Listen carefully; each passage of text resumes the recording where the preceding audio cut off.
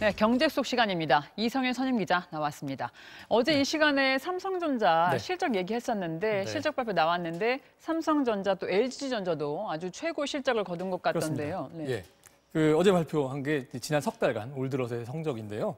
삼성전자가 9조 3천억 원 이익을 냈습니다. 시장 예상을 뛰어넘는 어닝 서프라이즈였고요. LG전자는 1조 5천억 원. 회사 창사 이래 최대 규모라 해서 좀 떠들썩했습니다. 뭐 보시면 알겠지만 규모는 삼성전자 것이 훨씬 컸지만요. 의미로 보면은 LG전자 것이 좀 두드러졌다. 이렇게 정리할 수 있을 것 같습니다. 그렇죠. LG전자 같은 경우는 1분기 기준에서 역대 창사 이래 최고라고 하니까 LG 입장에서는 아주 의미가 컸을 것 같습니다. 두 회사 모두 악재가 있었잖아요. 그 악재에도 불구하고 이렇게 좋은 실적을 낸 이유가 뭐로 보십니까? 이제 삼성의 경우를 보면요. 미국 텍사스에 반도체 공장이 있는데 이게 이제 그 지역에 내린 폭설 때문에 이제 운영을 중단을 했었거든요. 그랬죠. 이 반도체 부분 굉장히 지금 최근에 좋고 그 이익률도 높아서 뭐 캐시카우라고 이제 부르는데 그 부분의 이익이 이제 깎여가지고 좀 전체적으로 안 좋지 않을까 예상을 했고 실제로도 그랬는데 이제 그걸 상쇄하는 이익이 스마트폰, 가전 같은 그런 다른 부문에서 나온 겁니다. 그러니까 형이 안 되면 동생이 받쳐주는 뭐 잘 되는 집안의 전형적인 모습이라고 할 수 있을 것 같고요. LG전자는 계속될 골칫거리, 결국 그 사업을 접기로 한 그 스마트폰 부분이 이번에도 2천억 원 적자를 냈는데 여기도 가전, 특히 그 TV가 잘 팔린 게 좋은 실적을 만든 원동력으로 지금 분석이 되고 있습니다. 네, 형, 동생 잘 되는 집안 이론 인상적인데요. 이 두 회사 모두 들어보니까 가전제품에서 선전한 효과가 컸네요. 네, 그렇습니다. 가전은 집에서 사무실에서 쓰는 거다 보니까 딱 들어도 코로나19가 이 기업들에게 긍정적인 영향을 줬구나라고 상상해 볼 수가 있습니다. 그렇습니다. 예, 그 작년 미국에서요. 코로나 유행이 한창일 때 그 이제 부모가 재택근무하고 자녀가 또 원격 수업 들으면서 이 랩탑, 노트북 수요가 좀 커졌다. 그러니까 즉 하나로 이제 가족들이 돌려쓰던 집에서 이거 하나로는 안 되겠구나 해서 추가로 구매하는 수요가 생겼다. 이런 얘기가 있었는데요. 이런 효과가 더 비싼 가전제품까지 이제 확대가 된 겁니다.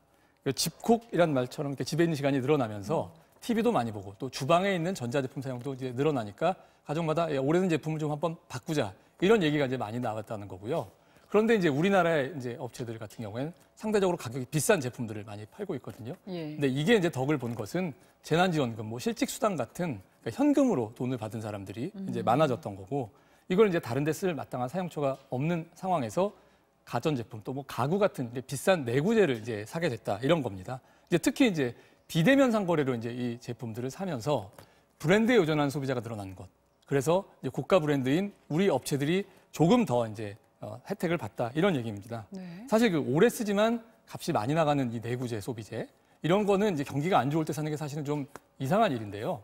이게 작년 이제 대유행 때는 이례적으로 일어난 것이 이제 백신을 맞게 되면서 이런 이제 앞으로 이제 경기가 좋아지겠다 이런 전망이 이제 강해졌고요. 또 이제 앞서 말씀드렸던 그 현금이 이제 가정의 이제 수요로 주머니로 들어오면서 국내 업체들이 더 수혜를 많이 받다 이런 분석들이 좀 있는 것 같습니다. 예, 사실 대기업은 코로나 시국에서도 잘 나가지만 중소업체들은 워낙 고생했던 그 사태를 떠올리지 않을 수가 없습니다. 2분기 실적도 얘기해 보죠. 경제 상황 2분기 좀 괜찮을 거란 전망이 우세하죠. 네, 그렇습니다. 이제 그때 얘기 많이 하는 게 이제 보복 소비대 이제 이런 얘기를 많이 하는데요. 이게 원론적으로는 쓰고 싶어도 코로나 때문에 쓸 수 없었던 돈을 이 봉쇄 상황이 풀리면서 그동안 참았다가 이제 소비를 한꺼번에 하는 것. 이제 이거를 보통 얘기를 하는 거잖아요. 근데 지금 뭐 가장 대표적인 게 이제 여행일 겁니다. 지금 이제 코로나 봉쇄가 이제 풀리면 이제 어디 갈 거다. 이런 계획들 하나씩 이제 마음에 품고 있는 거 있지 않습니까? 그렇죠. 예. 근데 이제 이런 것들이 이제 다른 부문에도 영향을 많이 미칠 것 같고요. 이 이제 가전제품뿐만 아니라 이 현상 올해 경제 전반에 영향을 줄 것 같습니다. 전 세계 많이 풀린 돈 그리고 백신 효과 이것이 이제 반영이 돼서요. 올해 전 세계 경제 성장률 6% 아주 어마어마한 수준으로 오를 거라는 전망이 많고요. 이게 이제 미국과 중국 두 거대 시장이 일상으로 복귀하는 게 빠르게 진행이 되면서 전 세계 성장이 길 거다. 이런 얘기 때문이고요. 우리나라도요. 이보다는 못하지만 3.8% 꽤 높은 수준으로 전망을 지금 하고 있습니다. 벌써 이게 조짐이 좀 보이긴 합니다. 이달 초에 백화점 세일 기간의 매출 보니까 작년보다 한 70% 전후로 이렇게 늘었는데 고가 의류 이런 분야의 매출이 그보다 평균보다 더 증가율이 높습니다.